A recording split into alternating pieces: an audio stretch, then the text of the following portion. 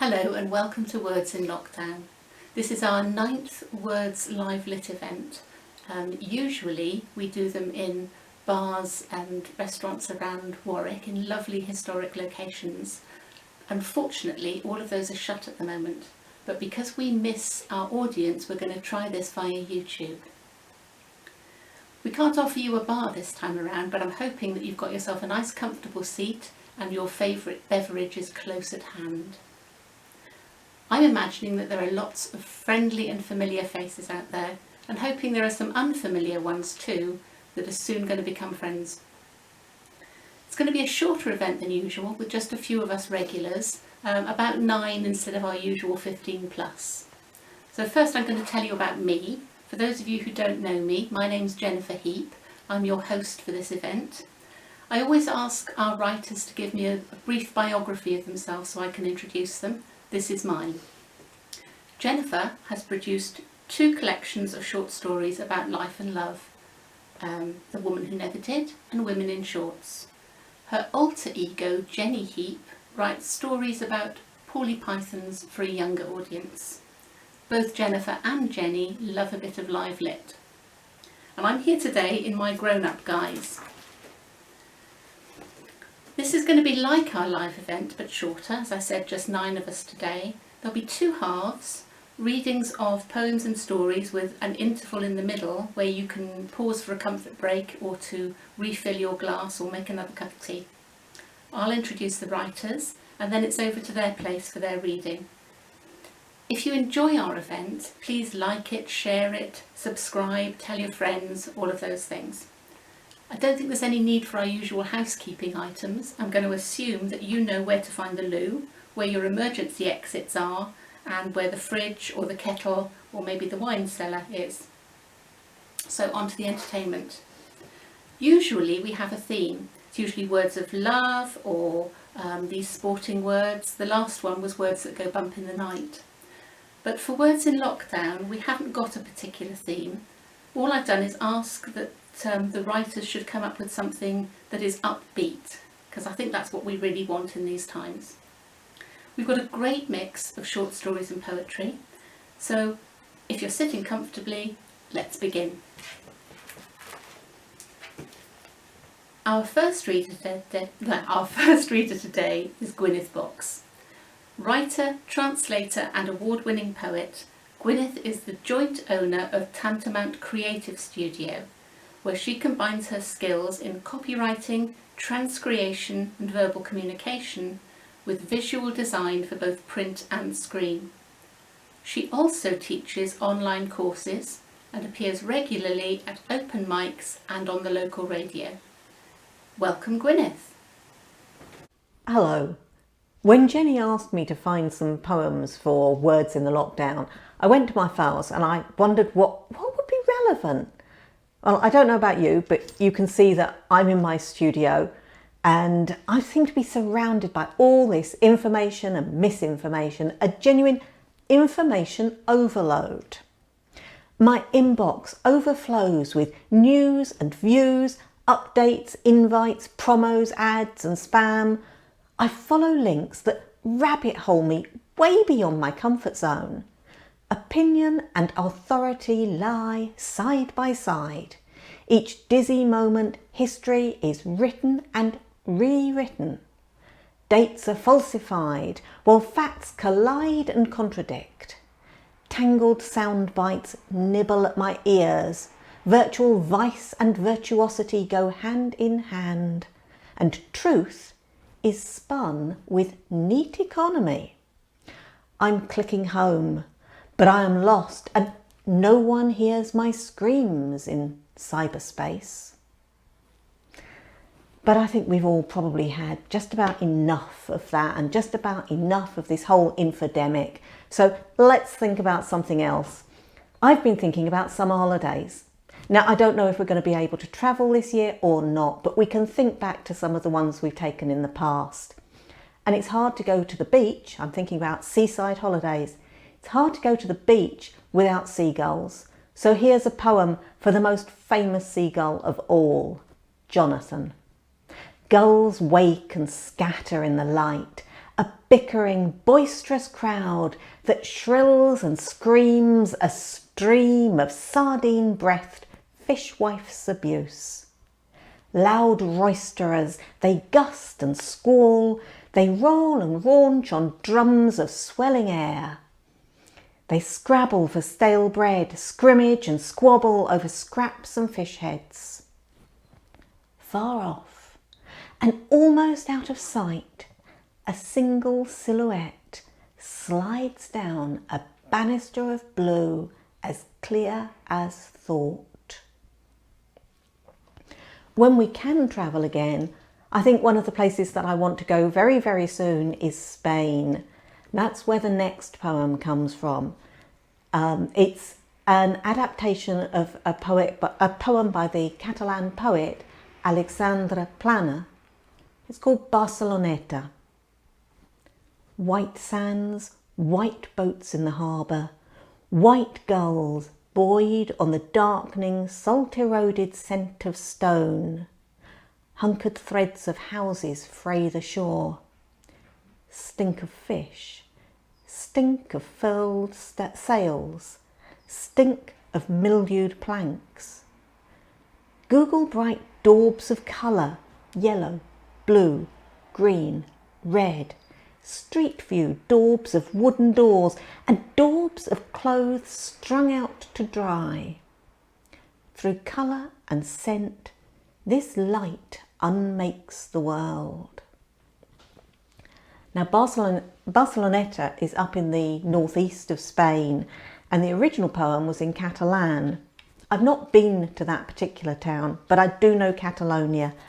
And one of the things about that area is not just the light, as in that poem, but also the wind on the coast. In Catalonia, La Tramuntana, now that's the wind that comes over the mountains. La Tramuntana turns the beach vertical, lifting it towards a clean-swept blue where tip-tilting gulls fly backwards. A painter's light, you say, but I see nothing. Eyes scrunched against drifting sand and tufts of cottonwood. You drive 3 times around each roundabout to see the signs. Tot dret, tot dret. L'Escala, thunder blue, the Mediterranean beats her lace-frilled cuffs against the coast's ridged washboard rocks, while the cobbler band plays on in brassy silence. So we've had La Barceloneta, we've had L'Escala, and now Cap de Creus, which is one of the most beautiful places I've ever been, again on the coast of Catalonia. Cap de Creus. The road winds as it climbs into a sky so blue it could be sea. A turn, and down below you glimpse the thunder-coloured water. Another twist, and up ahead a shard of silver vibrates above bare rock. You gain the summit, then plunge towards a sea so blue it could be sky. And finally, we've had a nice taste of Catalonia, but this I think could be the sea anywhere. Listen. Listen to the sea. What tales does she tell? What tall tales does she tell of foreign shores? Listen to the sea. What does she whisper?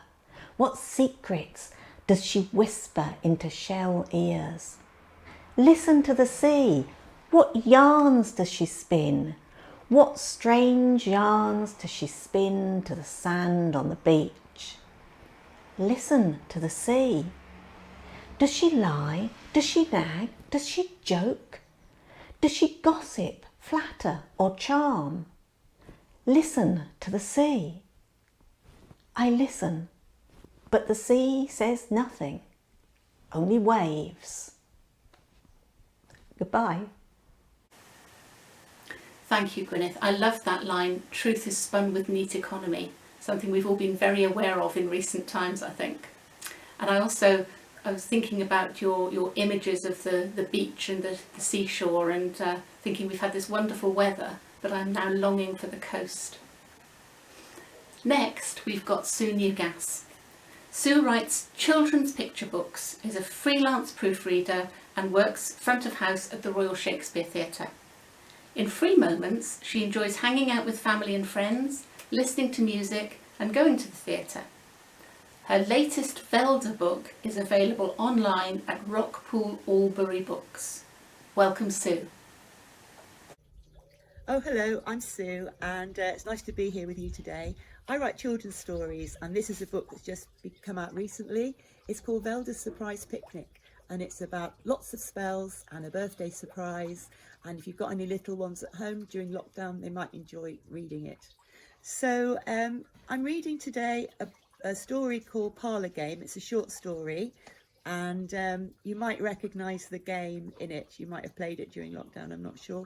But here it is, Parlour Game. It was Colonel Mustard in the lounge with a lead piping, said Peter, taking the cards from the envelope with a flourish and showing them off smugly. I won. He grabbed hold of his little brother, Tom's head, and started hitting him playfully, much to Tom's annoyance. Now, boys, will you stop that immediately, said Mum. Peter, you won, but Tom played very well too. Except, said Tom, we don't have a lounge. And I don't know a Colonel Mustard, said Peter. But we do have a dead body in the conservatory, said Tom. I saw it when I went in just now to get the game. Mum looked fondly at Tom and ruffled his hair. Of course we don't, you silly sausage, she said. You and your imaginings. We do, insisted Tom. Well, I'm going to take a look, said Peter, acting the big brave brother, marching off on a mission. 2 minutes later, the elder brother appeared, looking flushed and excited. Mum, Tom's right. There's a dead man lying on the rug by the glass table. I can't see his face. He's facing downwards. Well, said Mum, you two are having me on. With that, she walked into the conservatory, and there was a dead man lying face down on a favourite blue and orange patterned rug, with a gash to the side of his head, congealed blood in his hair, and a bloody stain that had run down his face onto the floorboards beneath. Thank God it didn't get on my rug, thought Mum. It would be a devil to get out. Next to the body was a large rusty bar of piping and a leather bag. This man was a plumber, she said, as she saw on the table his business card, William Barnett, heating engineer and plumber. Mum, Mum, yelled Peter and Tom. Have you seen him? Mum picked up the phone to call the police, but the line was dead. Peter and Tom heard the downstairs toilet flush. They saw the bathroom door slowly open, and out came a tall man in an ochre suit with stiff upper lip and even stiffer moustache. He held out his hand to Peter as he approached. Well, hello there, he said. Nice to meet you. I'm Colonel Mustard. Well, despite your light tone and calm presentation, Sue, I think that was rather sinister. By the way, your garden is looking beautiful. Next we have Chris Burleigh. Chris's collection, Particles of Light, sells well in Kenilworth Books and Warwick Books, and is also available from online book retailers. There's a young adult edition suitable for younger readers from Year 7 upwards. Welcome, Chris. Hello, I have a number of poems for you today. They're all light-hearted. This is no time for being miserable. Some were taken from my book, Particles of Light, and some of them are new. And this first one is a new poem. It's called Tipping Point. Stuff, I've had enough. I know what's the matter. I just need to declutter. It brings tears to my eyes, but I know I must downsize.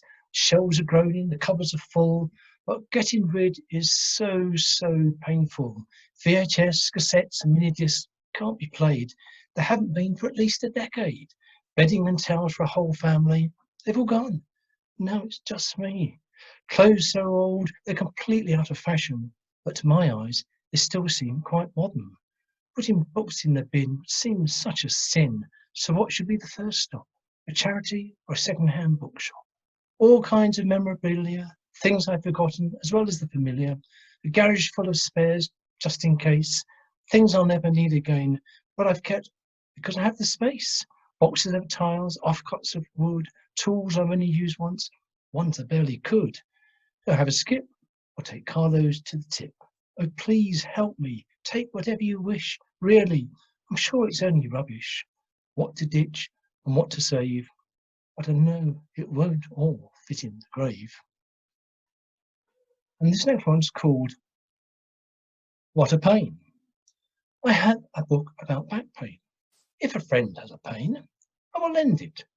If they fail to return it, then I'll resent it. I would have to ask my back book back. They might resist and not desist. And if I insist, they might attack. And if they do, then I'll strike back. An exchange of blows goes back and forth. So I stop, turn my back, and walk away. But I'll be back. And this next one's called I'm Game. Is this the right time of year to shoot a deer? You couldn't use your 12 ball to bring down a wild boar, though you would use a cartridge to rock off a partridge. It'd be rather pleasant to dine on pheasant, or to bag a duck demands speed and pluck, and you need plenty of nous to pick off a grouse, but you only need a smidgen to catch a pigeon. Game over. And this is called Sounding Off, or maybe that's Sounding Off. Country walk, shriek of pheasant in a field lying fallow. Lying fellow, he should squawk. And finally, this is called pigeon fancying. Mr. and Mrs. together in a tree. What you are up to is no mystery. Running on a roof ridge, bowing, bobbing, hopping, all the world watching. Have you no shame? Have you no home? Really, Mr. and Mrs. Pidge. I hope you've enjoyed that. Thank you. Thank you, Chris. It's a perfect time for decluttering, isn't it? But it's so difficult to do. I think in my wardrobe I've got a skirt that I bought in 1970s Portsmouth, long maxi skirt. I just can't bear to get rid of it. I am a little worried though after your poems that if I come across you doing your daily walk, you might have brought your shotgun with you. Next, we have Nick Le Measurer. Nick is a writer of fables, fairy tales and myths, often stolen from classic tales. His collection, A Song for the Ferryman and Other Tales from Ancient Times, is now available as a paperback from Amazon. He's working on another collection, provisionally titled The Way of the World, Stories for a Less Enchanted Age. Nick also writes plays and is theatre critic for the Leamington Courier. Welcome, Nick. Hello, my name's Nick Le Measurer. I'm a writer of fairy stories and adaptations of myths and legends. I have a book out called Song for the Ferryman, and I'm working on another provisionally called The Way of the World, because that's what fairy stories do. They tell the truth about how the world works and how things are. So here is a story. It's a new one, and it's based on a very old story, which I'm sure you'll recognise. It is called Old Cinderella. Once there was a rich widow. She had no children, but she'd married again a widower who already had 2 daughters. And though she was kind and clever and knew the ways of the countryside better than anyone, her stepdaughters were interested only in the fun and games to be had in the city. They never liked their new stepmother and were often rude to her. As soon as their father had died, the daughters urged their stepmother to move to the city. "You owe it to us," they said. "We allowed you to come into our family. Now father has left you all his money, and we want what is ours. We don't want to live here. We're so bored. There are only rivers and fields and trees to look at, and no one can find much fun in them. Besides, the young men of this county are so dull." Now the 2 girls were coming to an age when they might expect to marry. So she reluctantly agreed to do as they demanded. She sold all she had and moved to a fine house in a fashionable part of the city. But the widow could not let go her old ways. In the little garden they now had, she grew herbs, and when she could, she went out searching the lanes and hedgerows beyond the town for all the things that she needed to make potions and spells. She continued to wear all the old clothes she wore when at home in the country, and refused to change her ways. For a while the girls tolerated their stepmother's behaviour, but soon they became embarrassed. "How can we bring our friends home when you continue to behave like this?" they said. "Do you want to make us look like country girls? Would you have us wear straw in our hair?" Their stepmother tolerated this as best she could.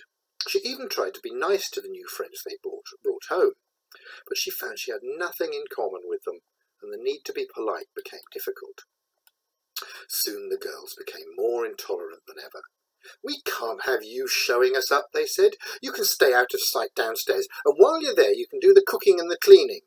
They started to laugh at her and call her old Cinderella. Now it might seem odd that children should speak to their step-parent this way, but they had been spoiled by their father when he was alive, and they got used to having their way. He'd made no secret of the fact that he preferred the company of his pretty young daughters to that of his second wife, whom he had married only for her money. Well, he indulged his daughters' every whim. So they had no qualms about confining their stepmother to the servants' quarters and to making her work there too. But neither did they see anything wrong in calling on her when they wanted a dress stitched, or their hair combed, or a pretty brocade made to wear to one of the many balls they went to. They continued to call her old Cinderella, even in front of their friends, and to laugh at her. Then, one day, a notice went about that the king was intending to throw a great ball on behalf of his son, the prince, who had just come of age and was looking to marry. All the eligible women of the land were invited. "We must go," the daughters said, "and you must make us the finest dresses that ever have been seen." Their stepmother worked night and day to make beautiful clothes, and when she had finished the girls were satisfied. But when she said she'd like to go to the ball as well, they both exclaimed, "No way, you'll only show us up." But old Cinderella had other plans. You see, she had once known the king when he was young and still a prince, but though they had professed their love at the time, reasons of state had become clear, and they'd reluctantly parted. Each had married another, and each had since become widowed. So she mixed up a special potion which, when drank after reciting certain magic spells, saw her adorned with the most beautiful clothes and the most exquisite jewels, and the lines of age upon her face smoothed to the fairest blush.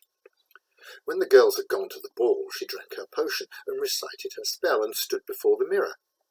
There she beheld a beautiful woman, all dressed in gold with pearls in her hair and diamonds at her neck. And as soon as she entered the ballroom, all eyes were instantly upon her, not least those of the king, with whom she danced all night.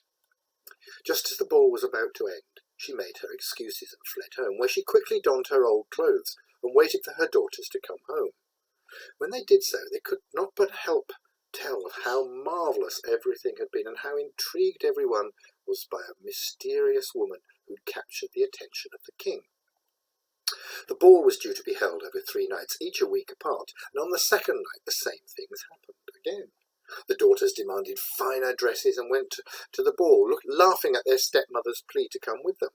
And again she drank her magic potion and recited her magic spell. And once again she made her way to the ball, where she charmed the king. And as before, she escaped just in time to put on her old familiar clothes and make her way back to the kitchen, where she pretended to be asleep. The third night came, and this time the girls were determined to make an impression on the prince. Up till now, each had taken the eye of the young man, first one and then the other, but the competition between them was now fierce, and they vied with each other to make themselves the most beautiful. They bickered and quarrelled and squabbled, and demanded more and more finery from their stepmother, who wore herself out with her needle and thread, so that she hardly had energy to prepare herself for the ball. When she got there, the king was waiting for her. "Tonight," he said in front of all his guests, "you will not slip away from me. I know who you are and have remembered you all my life. I want you to marry me and to become my queen." She could not refuse, nor did she want to. Happily they danced together all night, while everyone's attention was on them, and the prince in turn chose for his bride a young princess from a neighbouring kingdom. The daughters returned home in a fine high temper, and immediately looked for their mother, whom they wanted to blame for their failed endeavour. But instead they found the king waiting at the fireside beside the woman he now claimed as his bride. "This is the woman I should have married," he said, "though I was persuaded to do otherwise. Now she has accepted my proposal, and we will shortly be wed." The girls were astonished, but not so astonished that they failed to make themselves charming to the king and to their stepmother, who was now queen. And she, knowing their ways, but also knowing her own nature, willingly allowed them into the royal household. But soon she found them husbands in provinces far, far away. Thank you. Thank you, Nick. I always enjoy your subverted fairy stories, and it's really nice to hear from the older lady's perspective for a change.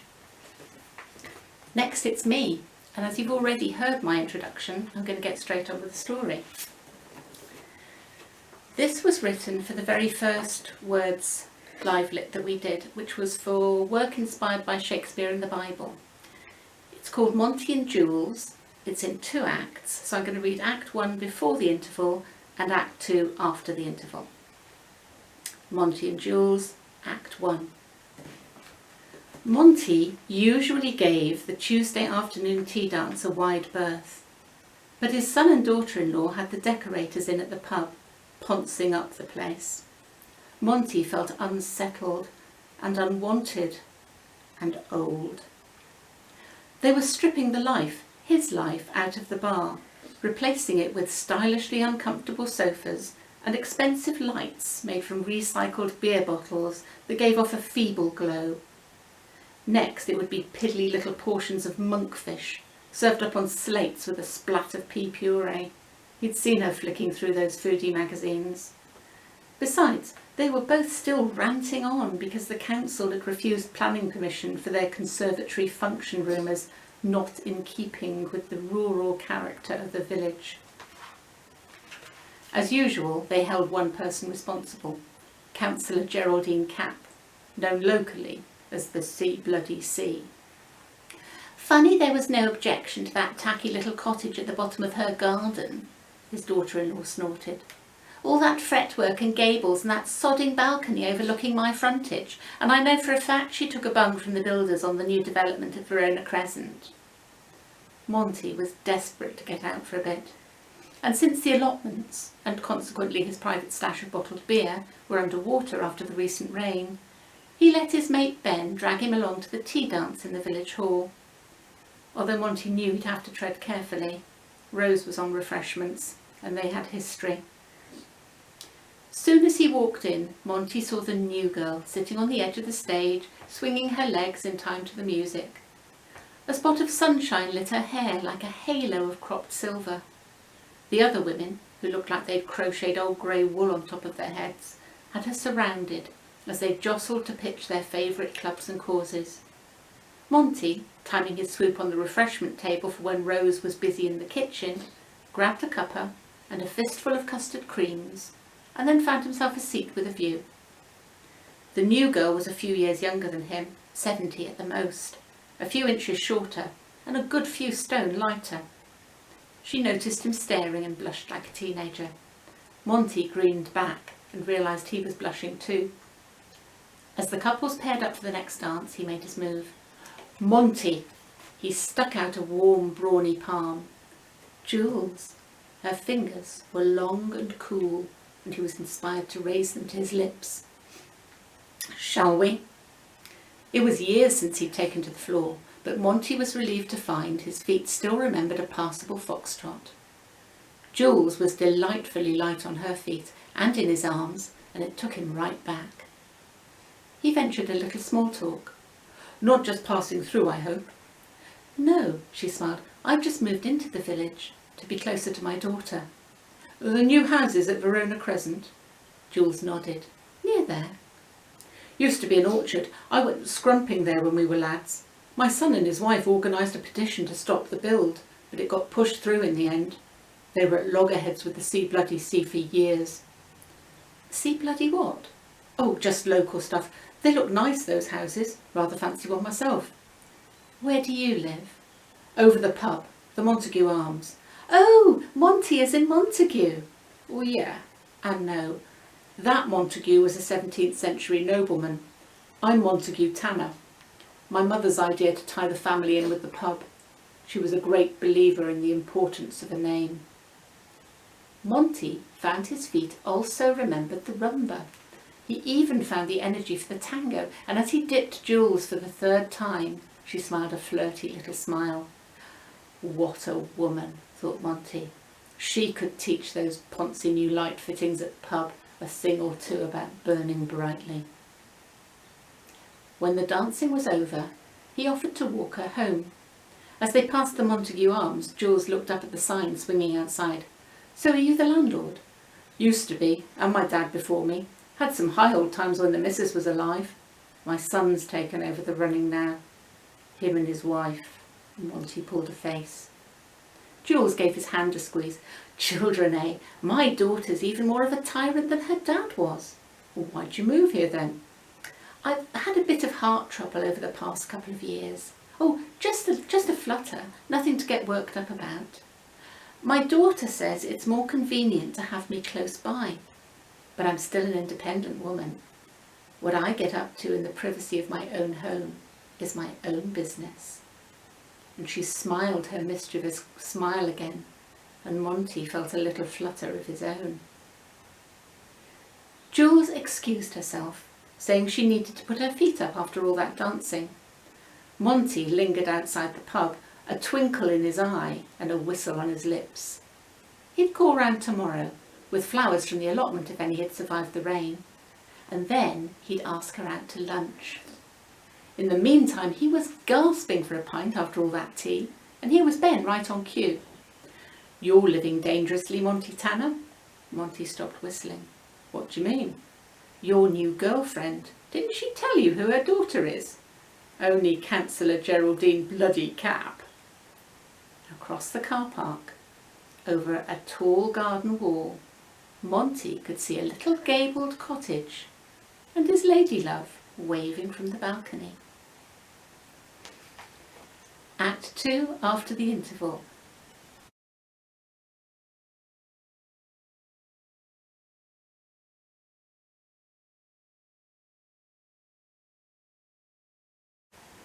Hello and welcome back.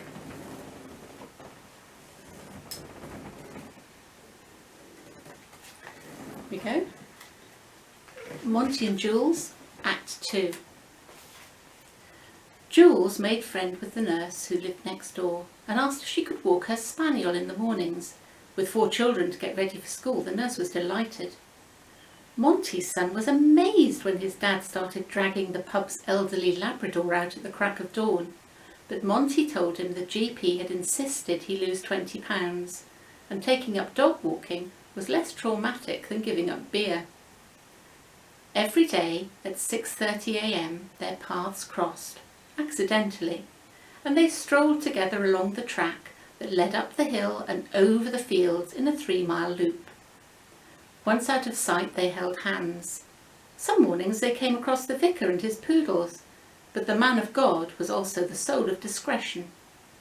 And all the same, Jules feared it was only a matter of time before the gossip reached their families, and the dog doo-doo really hit the fan. The evening after the tea dance, Jules had suggested a meal at the Montague Arms. Councillor Geraldine Cap wasted neither time nor breath in setting her mother straight. Those Tanners, 3 generations of landlording, and they think they're local gentry. Did I tell you they tried to sabotage the Verona Crescent development?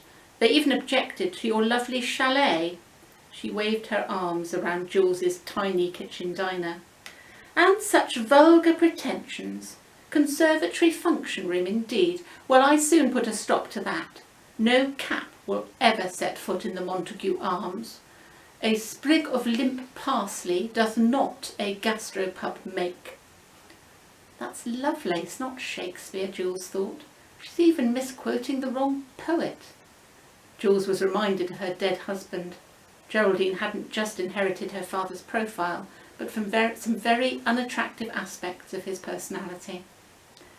Just as it seemed pragmatic to keep her own counsel on so many subjects over 40 years of marriage, Jules kept the details of her star-crossed romance locked in her own bosom. There was no need to mention her new dog walking routine. Geraldine was never awake before 8 in the morning, nor the tea dance. Geraldine was always at the council offices on a Tuesday afternoon.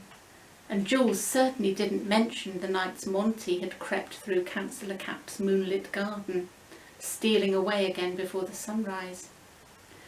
"It's not that we're doing anything wrong," she told Monty as they sat in bed swigging beer from the bottle. "But she'd make such a terrible fuss." Monty agreed. "Oh, they'd kick off at the pub too." "So we'll just keep things as they are?" Monty nodded, drained his beer and snuggled up for another cuddle. Perhaps it was Monty's old flame, Rose, who dropped them in it. It definitely wasn't the vicar, nor his poodles, and nor was it the nurse next door. She thought good luck to them. But it was the nurse who heard the row from over the fence as Councillor Cap confronted her mother about the outrageous gossip that was the talk of the village shop, the WI and the local hairdressers. And it was the nurse who came running when she heard the councillor's screams and found Jules crumpled in a deck chair, breathing raggedly and clutching at her heart. The vicar saw the ambulance blue light flashing and hurried to the Montague Arms. "He's down at the allotments with Ben," Monty's son snorted, "hiding." "You can tell the old fool from me not to bother coming back," the daughter-in-law added with a scowl. "Bloody traitor's been dipping his wick in the bloody seas, Jean Poole." Ben gave Monty a lift to the hospital, where the vicar met him and took him up to intensive care. But not being family, they weren't allowed in, and Councillor Cap wouldn't talk to them. Monty didn't go back to the pub. He lay low at the allotments, locking himself in the shed when Ben or the vicar came looking for him. After a couple of days, he'd exhausted his stash of beer and decided to walk the 3-mile loop up the hill and across the fields, in memory of the mornings he'd shared with Jules. But Monty had developed a bad cough from sleeping in the damp shed, and he barely made it to the edge of the village before he had to lie down by the side of the road, which was where the nurse found him as she drove home from the hospital. There were so many flowers from Ben, the vicar and the nurse. A lovely arrangement from the ladies at the tea dance. How sad that something so beautiful should last so short a while, the nurse sighed, stooping to read the card on a splendid display of white roses and lilies. Jules was watching Monty struggle with 2 enormous suitcases. "Oh, take whichever you want. They'll only be dead by the time we get back." "What in the name of... What have you got in here, woman?" Monty set the cases down with a thump. "We'll be away for a month. I need lots of lovely clothes for all that dining and dancing." Jules giggled and smiled her flirty smile. The nurse laughed. "Are you sure you're both up to this?" "Oh yes, the doctor said a cruise would be just the thing. And then when we get back, our lovely new house in Verona Crescent should be ready." Jules sighed. "I can't wait to get shot of this poky place and that dreadful view of the pub car park." "Has Councillor Cap come round yet?" "Nope," said Monty, "and we're still barred from the Montague Arms." "Never mind," said Jules. "We really shouldn't be living in our family's pockets. It's not as if we're teenagers anymore." On with the next one. Bear with me while I find my place. Yes. Next we have John Bishop. John is an artist-poet who works as an art deliverer at Compton Verney. Many poems written since being a kid in Birmingham, nothing published yet. John's exhibition, The Field, was all set up and ready at Compton Verney when the country went into lockdown. Please welcome John. Hello. I'm doing this for as part of the poetry in lockdown thing. I did write and say that I'm struggling to find something to read because everything I've written since the Brexit thing has been a bit black and dark and kind of hard to read. This is The Field. I come here. I try to come every day and I take a picture here every day. I've been doing that for 20 years, and this year I was going to hold an anniversary, and I was going to make a post, like a sign, because I'm involved with the outside in project artists, and part of my project is now actually in Compton Verney Art Gallery, as part of the folk art collection. It was due to open on the 20th of March, and on that day that they actually put it on the walls, the gallery closed. So, you know, I was unable to see it. It's still there, so I hope eventually it will be open again and we'll be able to go and have a look at it. Well, I was going to make a post and I was going to put it in the corner of this field, and it's decorated with all the ceramics and glass and metal and bits of items that I've found in this field over 20 years. And it was going to be like it will be a mosaic on this pole. I may turn it into a cross if I can find the bits of wood I need. But anyway, this I tried to find a poem. I was just going to read this one because I promised Jenny that I would do it. So here's one I wrote on the 6th of November 2018 about when I went to see King Crimson. I love King Crimson and their album since the day it was released in the Court of the Crimson King, and I wrote this about going to see that concert. Boys' Night Out.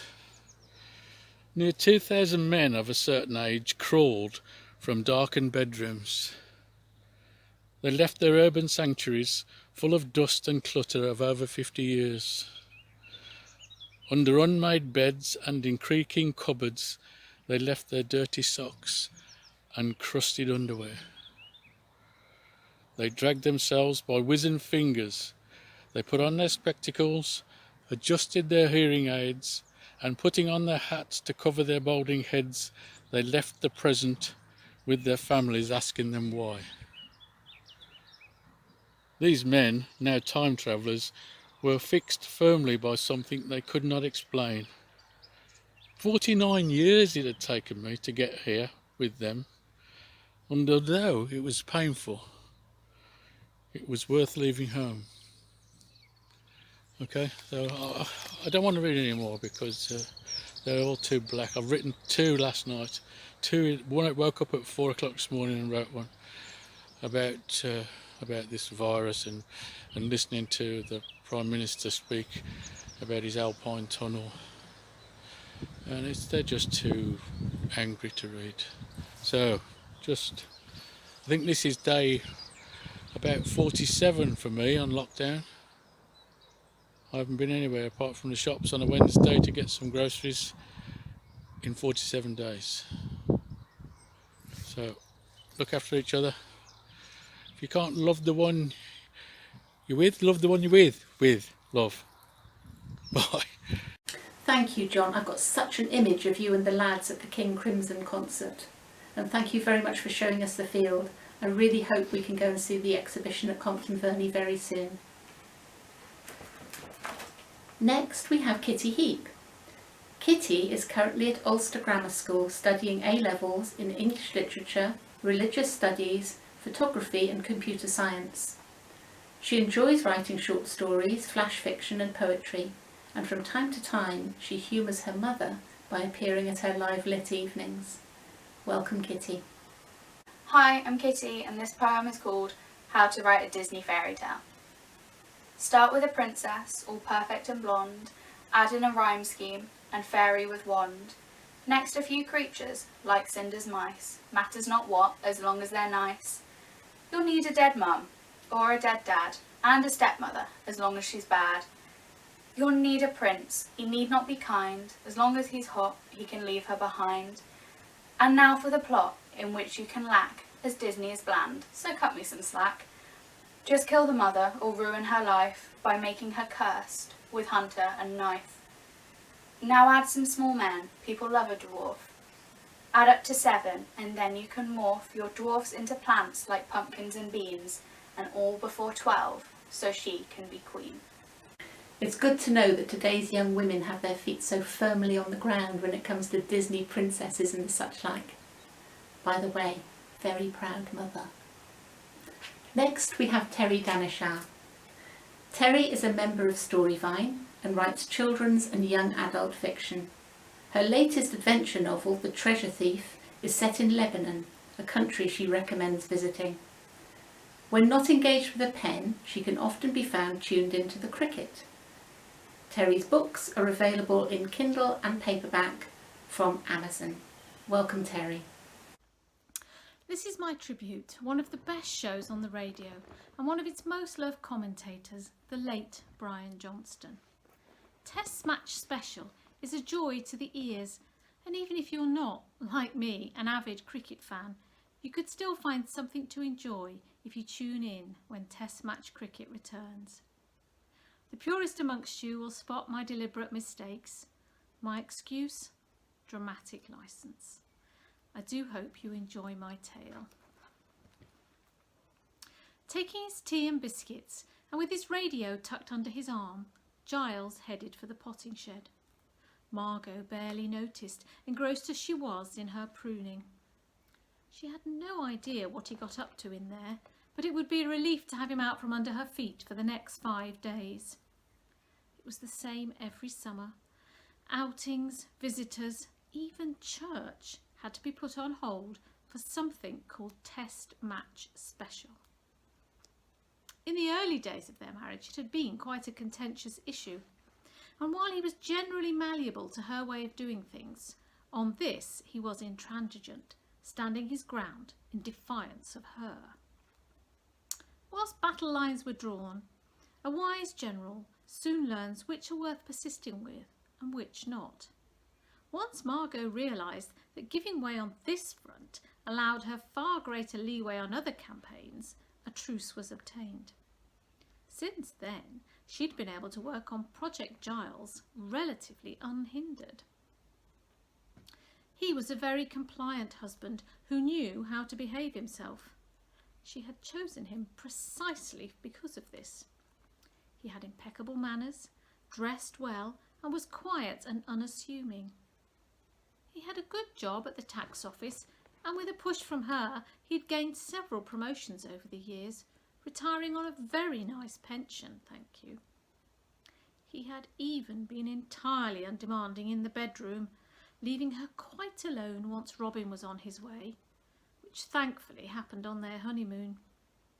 The only other demand he had ever made was to have Thursday evenings with Roger from the golf club, which suited her anyway, as it left her free for the WI. Yes, all in all, he was a very satisfactory husband. She had no fear of him disgracing himself like Cynthia's, who had paid far too much attention to the barmaid in the low-cut top at the golf club dinner. So much so that he'd received a resounding slap from said lady, followed by another one, but just for good measure, from Cynthia. And then there was the scandal of the vicar, caught wearing one of his wife's dresses. He had tried to make out that it was for a comedy skit at the church fair, but nobody believed him, and it had been with some relief when he'd moved on to a new parish shortly after. "No, I've trained mine rather well," she smiled to herself. An hour or so later, Margot realised she needed the long-handled secateurs. Bother, she thought, I shall have to get them from the shed. She knew that this would breach their agreement, that when Giles was in there, she wasn't to go in. It was the one rule that he was very insistent on. "I must not be disturbed when Test Match Special is on. It's all I ask." "I suppose so, my darling," she'd said, "but do give me enough notice so that I can retrieve my gardening things before you shut yourself in." Today, however, she had miscalculated and found herself needing that second pair of secateurs. "I'll be quick," she thought. "I know where they are. I'll just grab them and get out. He'll hardly notice me." Giles was sitting back in his armchair, tea in hand and a happy smile on his face, listening intently to the dulcet tones of Brian Johnston emanating from the radio. Margot opened the door very gently, only to be stopped in her tracks by the next line she heard. "The batsman's holding, the bowler's Willie." "Giles!" she exclaimed. "What is this filth you are listening to? It's disgraceful! I can't believe you would sink to such depths." The sound of her voice, Giles jumped up, spilling tea down himself, spluttering a reply that it was merely the names of the players. But Margot wasn't listening to him, because the voice from the radio had just proclaimed that Botham had not quite got his leg over. I would never have thought it of you, I really wouldn't. I thought that you were listening to a respectable radio show. Giles opened his mouth to speak. No, don't say anything, it's too late. I'm going to Robin's. The shed door slammed. Giles mopped up his spilt tea and settled back down to listen to the normally unflappable Brian Johnston in a complete fit of giggles. He smiled and turned up the volume. I love that story, Terry, and I think the artistic licence that you take with regard to the quotations perfectly justified for such a good comic effect. Next we have Jacci Gooding. Jacci is an author and blogger from South Warwickshire. She self-published a collection of unsettling short stories, and earlier this year she was shortlisted for the Bedford International Writing Competition. The Ballad of Sally Boleyn popped into her head while weeding around the summer cabbages. Welcome, Jacci. Hello viewers, I have a short poem, ballad, rhyme, whatever you like to call it for you, and it is called The Ballad of Sally Boleyn. This is the tale of a pirate, true. Sally Boleyn to me and you, a pirate maiden who set to sea in a stolen ship of the King's Navy. Now Sally Boleyn cared not for gold, for she was a woman fearless and bold. She wanted a world that belonged just to her, where she made the rules, with no room for manoeuvre. So she captured a ship from the dock at Southampton. The King's law and commandments she heartily stamped on. She sailed it away past France and past Spain, and onward and outward for ill-gotten gain. The King, he was livid. His prize ship had been stolen.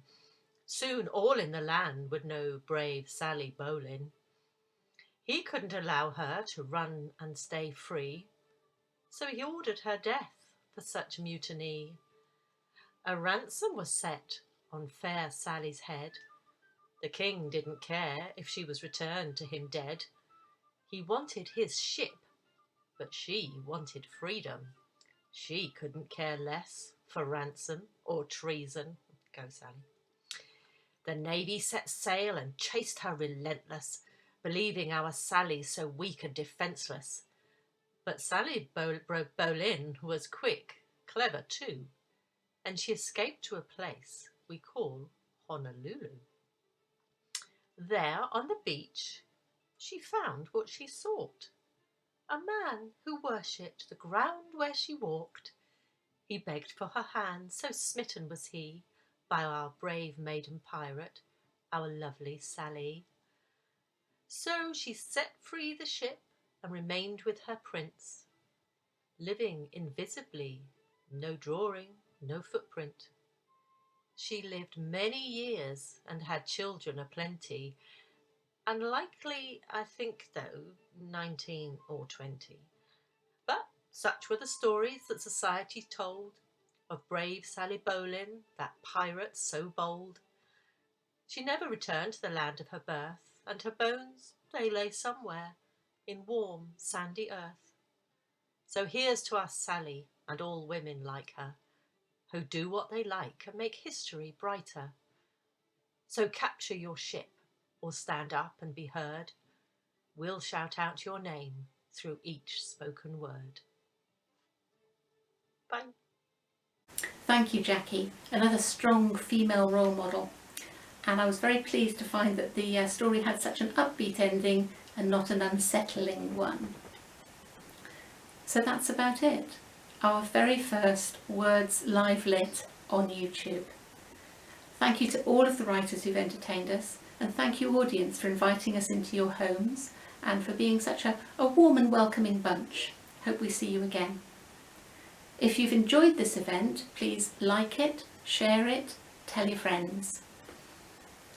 At the end, there'll be more on the screens about the different authors you've listened to today.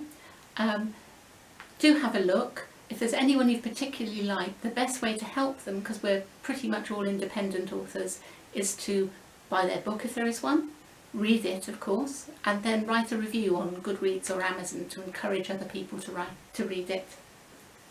I'm going to leave you with one last poem, and this is about someone who is stuck in their own kind of rut and looking forward to something more exciting to come. It's called Tatiane. Here I stand in the cornfield in sunshine and rain. It's my job to frighten the crows. Though the hours are long, I've no cause to complain, for the high spots outnumber the lows. This outdoor life suits me. I know in my bones a factory or office won't do. Here I'm quite independent, but rarely alone. I have plenty of company too. In the morning the field mice drop in for a brew. Then the rabbits come by for their tea, and I turn a blind eye to a blackbird or two, so long as the farmer can't see. I won't live in the city, the country life's best, but on some days my joie de vivre sags, for I have to confess that I do get depressed to be dressed in these tatty old rags. Oh, I yearn for rich satins and golden brocade, beaded taffeta, silk sewn with pearls. Though fine clothes are not suited to my chosen trade, underneath I'm just one of the girls.